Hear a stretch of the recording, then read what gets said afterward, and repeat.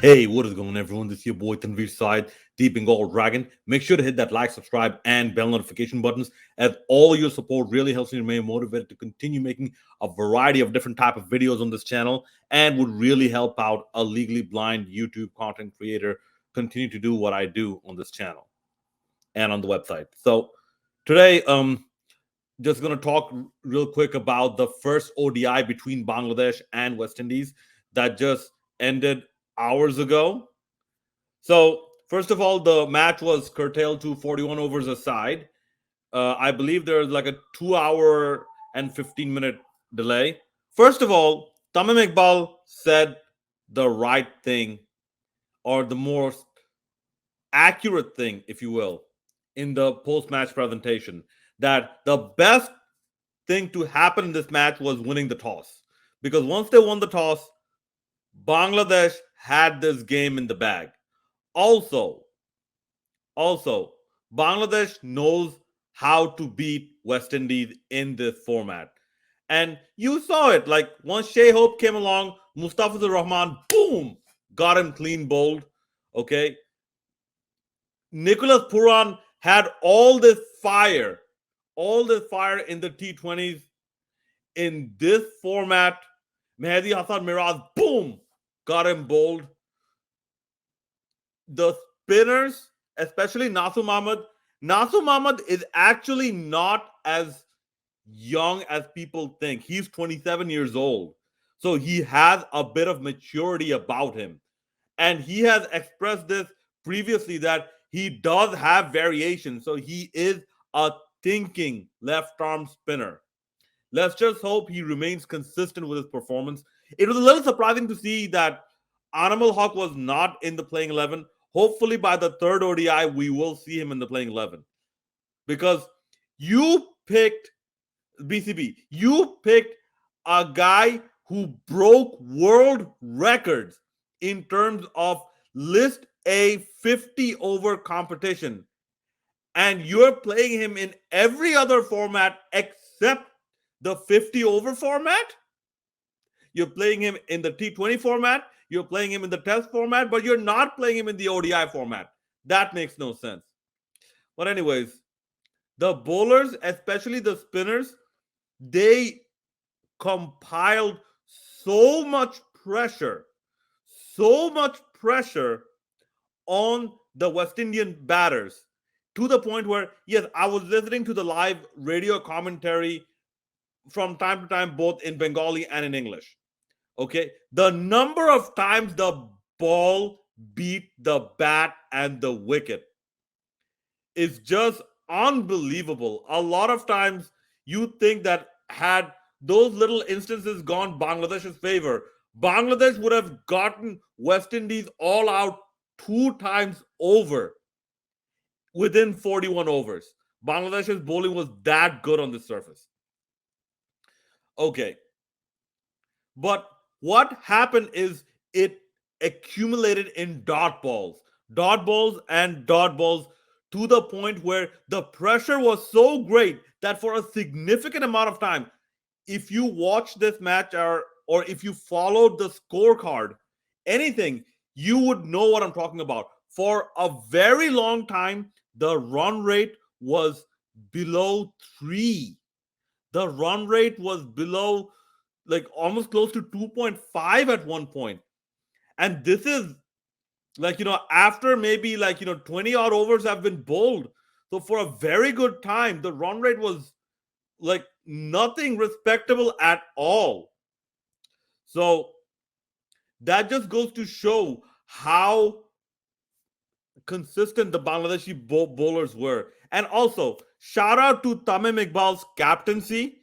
Notice he kept rotating the bowlers and he did not have this exclusive that left-handers, only right arm off spinners bowl to left-handers, only left arm off spinners bowl to right-handers. He did not have this exclusive mantra or philosophy or like type of order from the super sensei or something. He did not have this philosophy.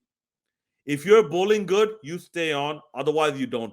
And this is another thing about Tamim Iqbal. What I feel is Tamim Iqbal is actually a very thinking captain, a proactive captain, because once he got the captaincy, I follow him on YouTube.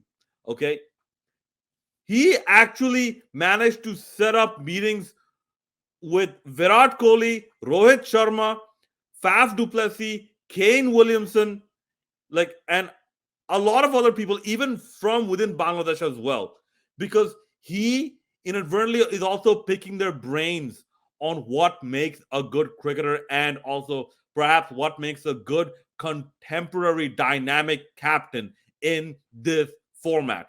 And that is why you see that, surprisingly enough, the hardest side to defeat in ODIs is most likely, after New Zealand, it's most likely Bangladesh at this very moment, home or away. It is because we have a very good thinking captain, and we got to see that in this match as well. You know, the time where he got to show his captaincy skills, which is usually when a team is fielding.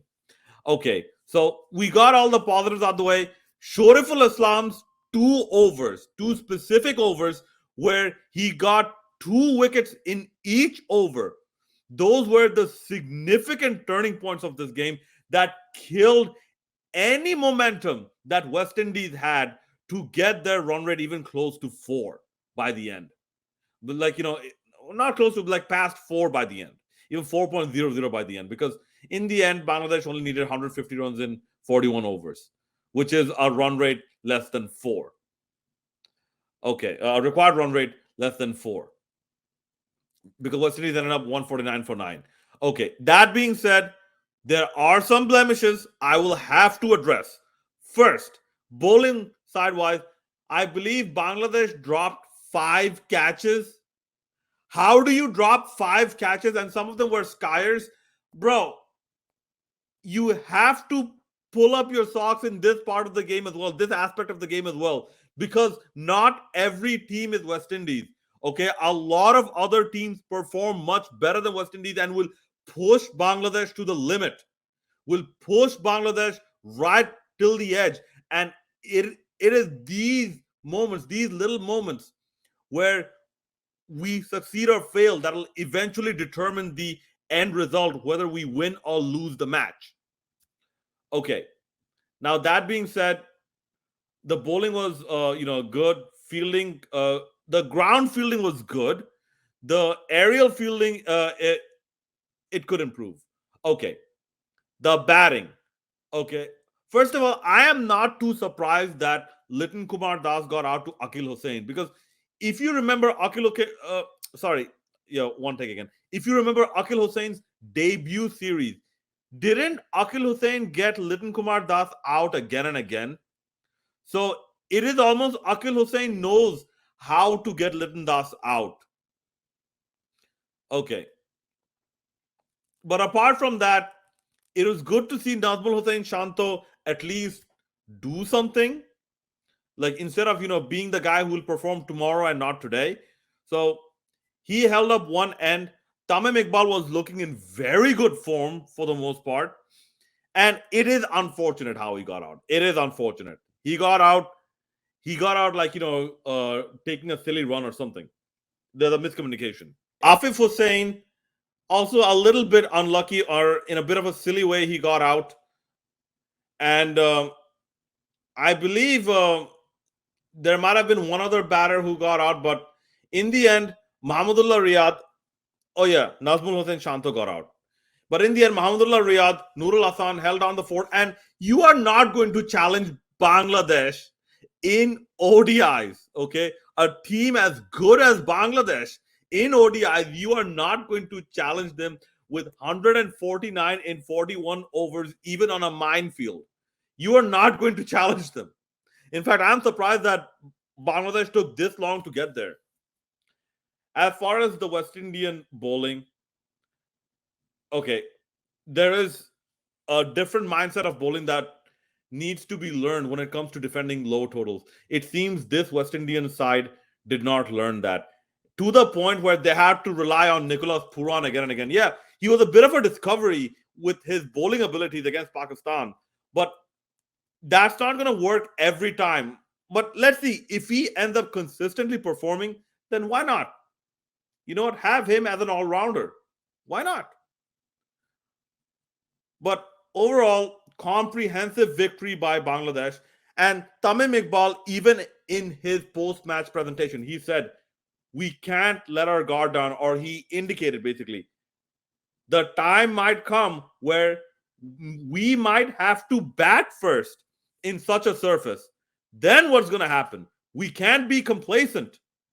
We have to be ready for anything. And that type of attitude is what I like to see from Tamim Iqbal. And by the way, on a side note, Mehdi Hasan Miraj, man of the match.